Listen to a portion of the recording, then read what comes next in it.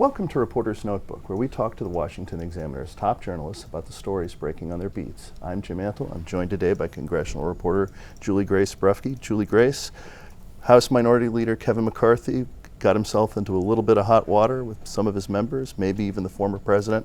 Talk a little bit about the leaked audio that has everybody on Capitol Hill buzzing. So that he did. So the New York Times report, the upcoming book, he kind of got caught in a lie where he denied that he, on these tapes that were later released, was going to call for weighing whether to call for President Trump to step down, whether and saying things like, "I wish they would take more members of our caucus off Twitter," which I guess could be taken in jest, as what a lot of members have said to me afterwards. And then after that, I guess there was also tape in his second report of Steve Scalise saying that some of Matt Gaetz's comments could have been illegal.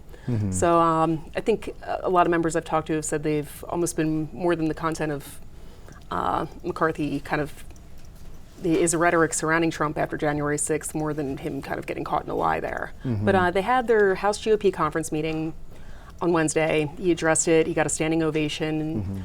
Matt Gaetz was upset about the comments and kind of confronted Steve Scalise about that. And they later met and kind of smoothed things over. But yeah, it's been a turbulent week for him. But it seems like he's fine for now. Conservatives I've talked to have said that speakership is not a sure thing if they take back the majority. But right now it seems like he's on less shaky ground than he could have been. So, I mean, one of the things that McCarthy's had going for him is that he maintained a relatively good relationship with former President Trump, who could be a candidate again in 2024. Senate Minority Leader Mitch McConnell, not so much. They kind of did have more of a break after January 6th. But for McCarthy to now be seen making some of these comments, even though clearly this was short-lived, he didn't vote for impeachment, he didn't make the phone call to ask him to resign.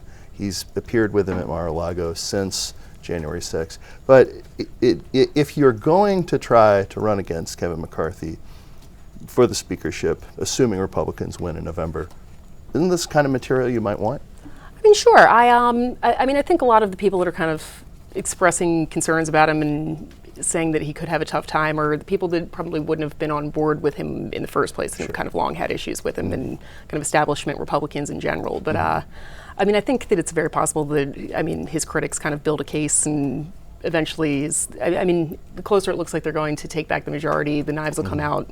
A lot of these people want power. I think a lot of these races are going to get interesting.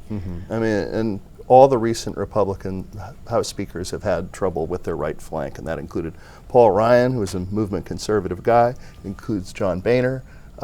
So it's a tough, especially if it's a narrow majority, it's a tough job. A lot of it's going to be a numbers game. I talked to a member yesterday. If they pick up 30 seats, McCarthy's likely fine. He raises a lot of money. He goes in campaigns with a lot of these candidates. He's very good at kind of getting freshman members to be on board. So, I mean, if that turns out to be the case, if they pick up the numbers they're projecting to pick up, then I think he's got better odds. If it is a tight majority, then, you've got a handful of people that could derail that for him. So I think there are some people that are kind of sitting back waiting to see how that pans out. But so far, nobody kind of officially launching a challenge against him. So speaking of freshmen they're trying to get on board, Madison Cawthorn has been in the headlines quite a lot lately. Ooh, he has. He's had some controversies lately. So I think this week he, for the second time, was at an airport and had a gun with him.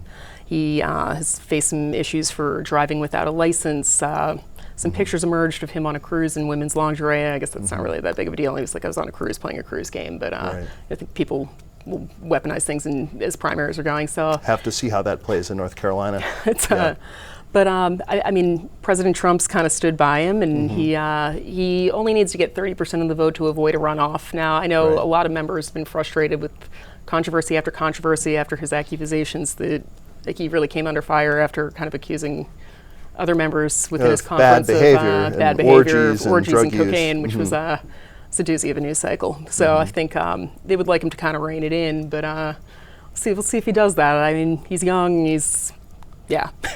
Well, now in this election year, it doesn't seem like Congress is going to be around in Washington very much anymore. So that's a lot of time for people to get into trouble. So campaign season is picking up. I believe when the House gets back on the May 10th from the recess next week, think they only have 40 legislative days left, so they've got a lot they're going to want to kind of cram in there from a legislative standpoint. But yeah, I think campaign season, I think the focus will kind of turn there as both sides are kind of trying to fight for majorities.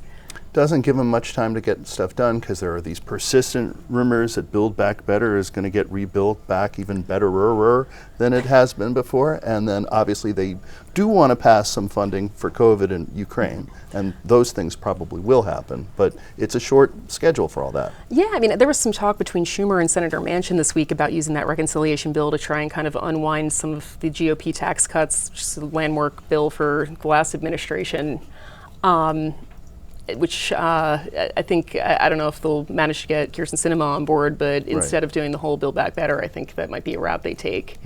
So we'll see what happens with that. And the conference is supposed to happen on the China competitiveness bill, and they've got a few other things. They've got to get a budget done. So I think still some interesting stuff on the docket, but not a whole lot of time to do it.